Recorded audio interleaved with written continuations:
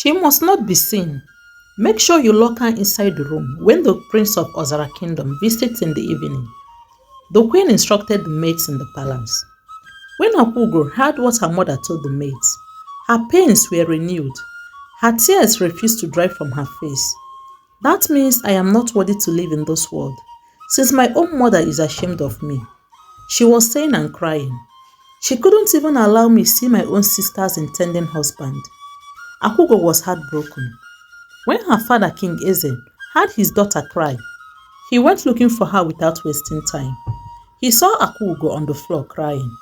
When Akwaugo saw his father, she crawled into his arms.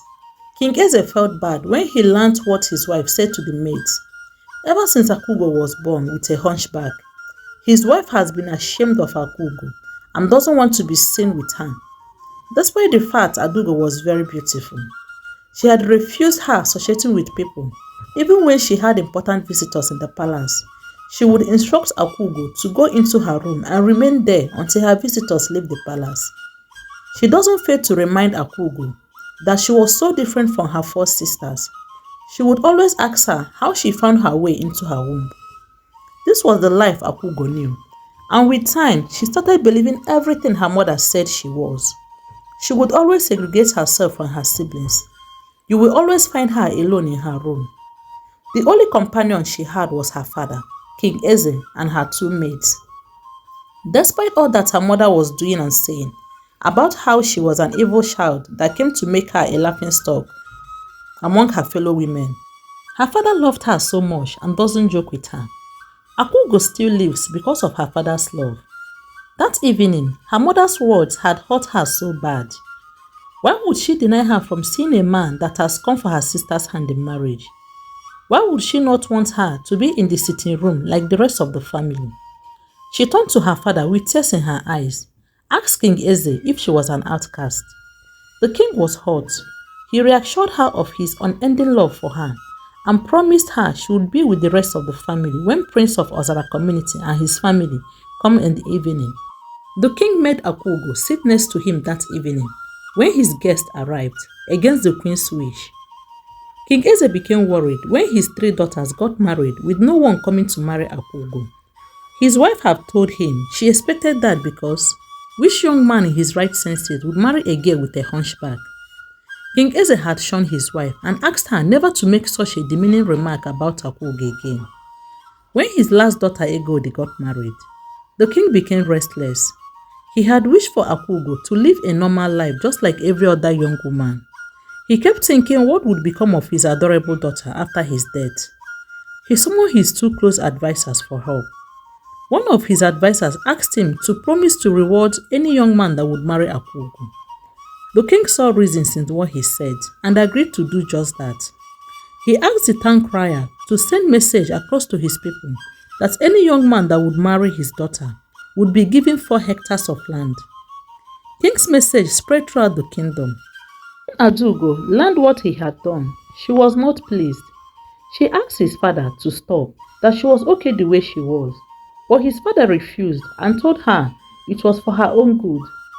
Within a short time, young men started flooding the palace, seeking for Akwaugo's hand in marriage. But Akwaugo refused to accept any of them. She maintained that they were not there for her actually, but after the land her father had promised. This made the queen so angry and mad. She wanted Akwaugo out of the palace. Her father was worried too. He kept asking her if she doesn't want to be married. Akwaugo insisted he must remove the reward attached to her. When the king saw how bent Akwaugo was on not marrying anyone, he had no choice than to remove the reward. When the king's message traveled throughout the kingdom, gradually the young men that had been coming to the palace stopped coming. The palace became peaceful once again. Few months after, a young man named Ikenna, who came to work on one of the king's huts in the palace, met Akwaugo. He fell in love with Akwaugo's kind heart and intellect. He would always gist with Akwaugo. The two would always laugh at their own joke. There was no dull moment when the two were together. The day Ikenna completed his work in the palace, Akwaugo, knowing that Ikenna wouldn't be visiting the palace anymore, asked Ikenna to please be coming from time to time to say hello to her. and Ikenna promised he would always come to check up on her. Ikenna didn't realize how much he had fallen in love with Akwaugo until he finished his work in the palace and stopped going to the palace. All he does was think of Akwaugo. He couldn't help it.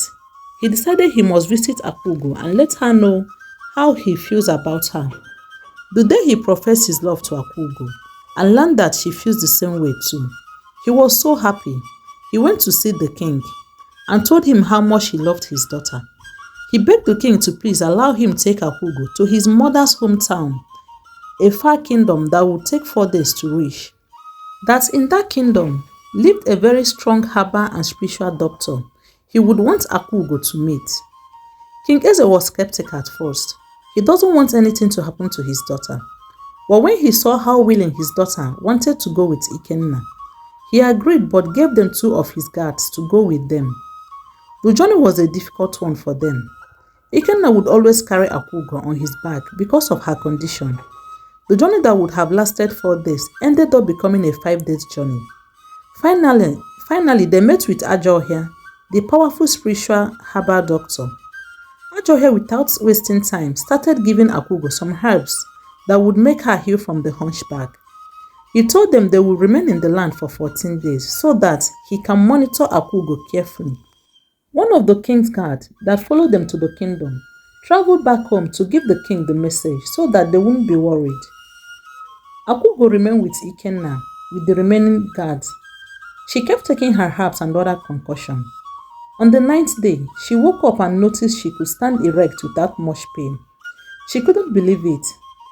Gradually, the hunch on her back started disappearing. On the 14th day, it was all gone. Akwaugo cried until she can no longer cry. It was tears of joy. She didn't know how to repair Ikenna. She remained indebted to him.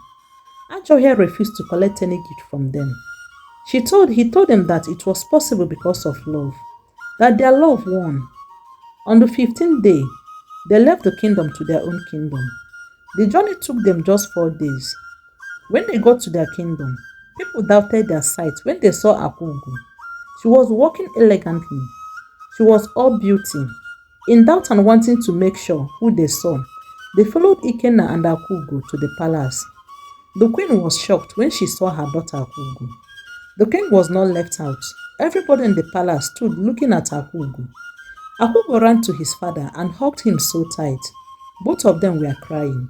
The king asked the young man to name his prize, and he would have it. Ikenna smiled and told the king he wanted nothing but Akwaugo. He wanted Akwaugo to be his wife. When everybody left the palace to their homes, including Ikenna, the queen started telling her husband that Ikenna was nobody and her daughter Akwaugo was too beautiful and royal to be married off to a poor man like Ikenna, without a solid background.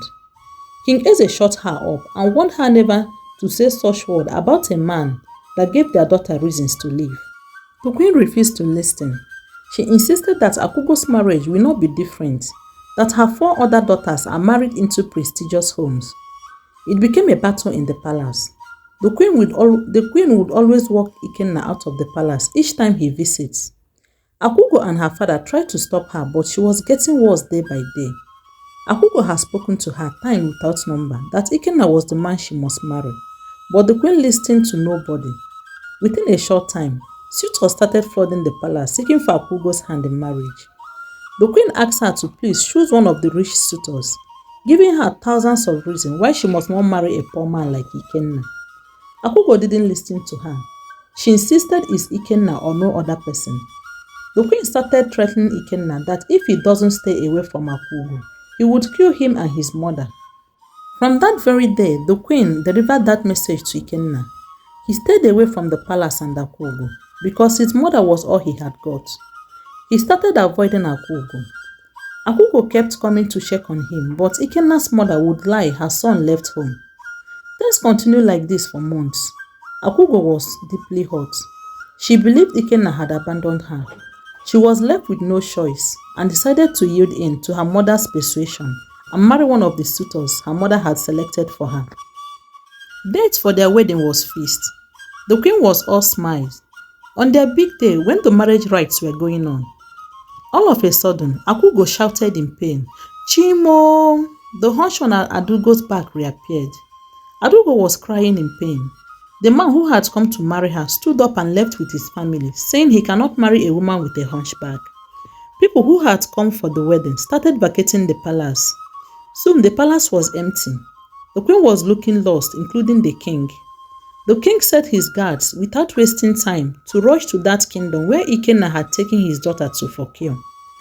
When the guards returned to the palace on the 8th day, they told the king that Ajohia, the great spiritual and herbal doctor, told them that there was nothing he could do about that the hunchback returned when the young man's heart was broken. The king sent for Ikenna, but the young man didn't come. The queen sent gifts to Ikenna's house, but her maids returned to the palace carrying the gifts, telling her the gifts were rejected. When Akwaugo's parents kept visiting and disturbing Ikenna and her mother, Ikenna and her mother was forced to leave the community to an unknown place. Akwaugo was left with the hunchback. She would cry day and night, blaming her mother for all the pains she was passing through. Her father was heartbroken too. He tried his best to console Akwaugo, but it was fruitless. The men that were frequenting the palace because of Akwaugo stopped coming. Nobody was seen again. Did the hunchback remain with Akwaugo her entire life, or did she find cure eventually? Did Ikenna return to her, or never did? We will find out in our next video. Please subscribe so that you don't miss the rest of the story, and other interesting stories will be showing on this channel. If you enjoyed this video, please leave a like for us and let us know what you think in the comment section. Thank you so much for your time. Bye.